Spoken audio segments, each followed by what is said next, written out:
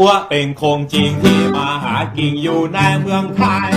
อ้วมีเมียรักชายไรลูกสาวรวยกัน2 คนอีสวยทั้งคู่อีหนูนายงยังไม่มีผัวสักคง ดีมาก หนุ่มๆบิ๊กแจ๊สลูกสาวคงโตสวยก็ใครๆก็รัก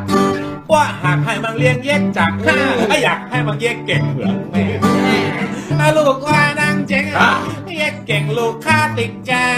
อยากให้มันเย็กเก่งเหมือนแม่ก็จึงไล่หักเย็กให้มันลูกสาวของเล็ก เป็นไงครับแปะ ว่าอยากให้เย็กไม่ไล่ ทำไมอ่ะ เพราะตัวมันยังไม่ใหญ่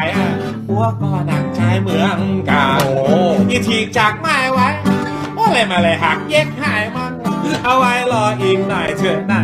ว่าจะหักให้มันเย็กซิกแซกซ้